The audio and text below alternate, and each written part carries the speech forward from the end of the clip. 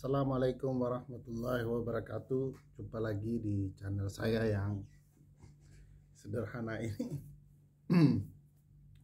Kali ini kita mau diskusikan soal dari mana uang pertemuan, konsolidasi, abdesi yang mendukung 3 periode presiden Joko Widodo.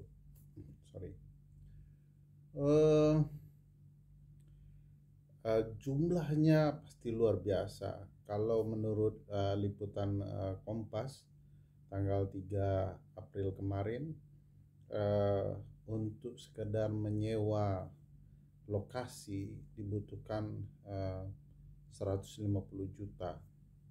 Belum lagi biaya penerbangan, tinggal beberapa kepala desa yang jumlahnya cukup signifikan ya, 16 ribuan kepala desa diklaim hadir dalam pertemuan itu. Bagaimana mereka kemudian penginapannya, transportasinya dan segala macam. Ini pasti menghabiskan ratusan juta, mungkin akan sampai miliaran. Jumlah ini terlalu besar untuk sebuah pertemuan dadakan gitu ya. Hanya satu hari dikabarkan, lalu kemudian harus berangkat kepala desanya menuju Jakarta untuk bertemu di Senayan begitu ya, lalu meneriakkan dukungan kepada Presiden Joko Widodo. Ini jumlah yang fantastis. Saya tidak yakin ini dibiayai negara. Kalau dibiayai negara, dalam hal apa pertemuan ini? Kalau hanya sekedar ingin menyampaikan dukungan kepada Presiden Joko Widodo untuk 3 periode, apa maslahatnya? Apa relasinya dengan kepentingan publik? Apa kaitannya dengan wewenang kepala desa begitu ya? Dan pertemuan ini 1 hari, dan harus diingat abdesi yang kemudian mendukung Presiden Joko Widodo, status badan hukumnya baru diterbitkan 1 hari sebelum pertemuan. Ini apa-apa ini? Rekayasa semacam apa? Saya tidak tahu persis ya kalau kemudian Presiden terlibat sejauh apa. Tetapi yang jelas orang-orang dekat Presiden terlibat begitu ya. Kalau menurut kajian majalah Tempo bahkan menyebutkan orang paling dekat dari Presiden terlibat dalam permainan dukung-mendukung ini, ada Anggit begitu ya.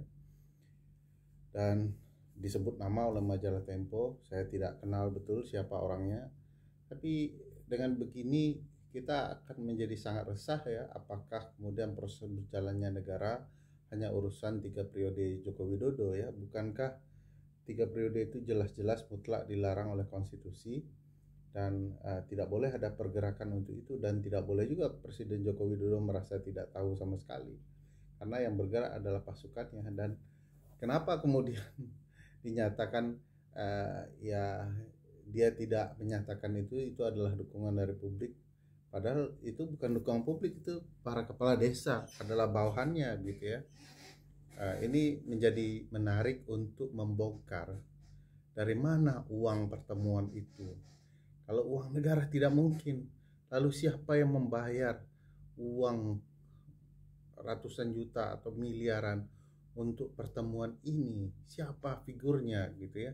Kenapa kemudian ada pertemuan ini yang ujungnya hanya sekedar mendukung Presiden Joko Widodo 3 periode dengan janji-janji manis Presiden untuk kemudian membayar gaji kepala desa setiap bulan dengan memerintahkan Menteri Dalam Negeri, lalu bahkan memberikan permohonan agar kepala desa besok lambangnya harus lambang burung Garuda, padahal ketentuannya akan sangat berbeda di dalam undang-undang.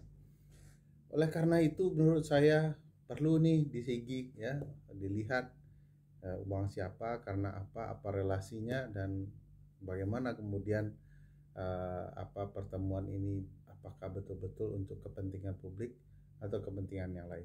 Kalau ada orang lain membiayai bukan uang negara, maka pertanyaan besarnya kenapa dia mengharapkan ada ribuan kepala desa mendukung Presiden Jokowi 3 periode? Apa kepentingan dia berkaitan dengan perpanjangan itu? Dan kenapa kemudian Presiden mau hadir untuk orang lain atau bukan non negara mengumpulkan penyelenggara pemerintahan terendah untuk mendukungnya 3 periode? Apa ini permainannya? Apa relasinya dengan presiden gitu ya?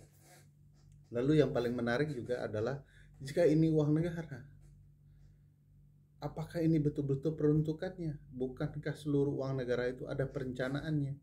Kenapa uang negara digunakan untuk perencanaan yang mendadak satu hari begitu ya? Ini bagi saya menarik. Makin kesini makin terbongkar relasi kepentingannya.